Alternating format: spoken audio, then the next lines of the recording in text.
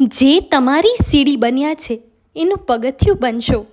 માતા પિતાને હંમેશા આદર ભાવ અને માન સન્માન આપો. એના અનુભવો, સંઘર્ષો આપણાથી મોટા છે. મોટાની સામે મોટા નહીં બનો. માતા પિતાનું મૂલ્ય મા બાપ બન્યા પછી જરૂર સમજાશે.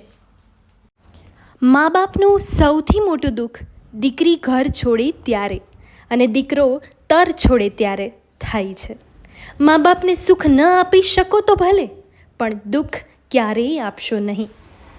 જે મા બાપ સંતાનોને મોટા કરવામાં કંઈ જ કસર નથી રાખતા, ભણાવવા અને પગભર કરવા પાછળ પોતાની મરણ મૂડી પણ આપી દેતા અચકાતા નથી હોતા, એ જ સંતાનો મા બાપ વૃદ્ધ થાય છે ને ત્યારે તેને સાચવવામાં હિસાબ કેમ કરે છે.